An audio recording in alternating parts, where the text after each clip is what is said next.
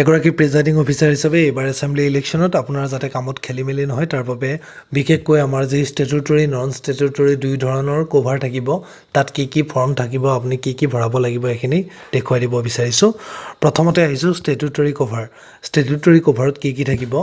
ষ্টেটুটৰী কভাৰত থাকিব form 17A অৰ্থাৎ register of voter যিটো ছেকেণ্ড পুলিঙে ইউজ কৰিব সেইটো ভৰাব লাগিব।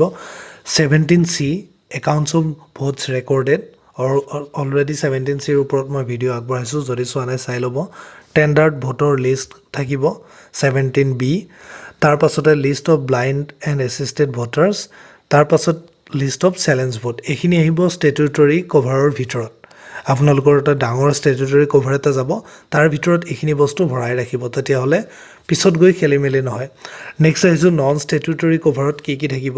প্ৰিজাইডিং অফিচাৰৰ ডায়েৰী থাকিব, মক পোল চাৰ্টিফিকেট থাকিব, ডিক্লাৰেশ্যন বাই প্ৰিজাইডিং অফিচাৰ থাকিব। ইয়াত ডিক্লাৰেশ্যন ভোটিঙৰ আগত থাকিব, মাজভাগত থাকিব, পিছত থাকিব, গম পাইছে আপোনালোকে নিশ্চয়।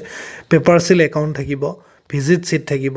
বাকী এইখিনি মেইন বস্তু নন ষ্টেটুটৰী কভাৰত।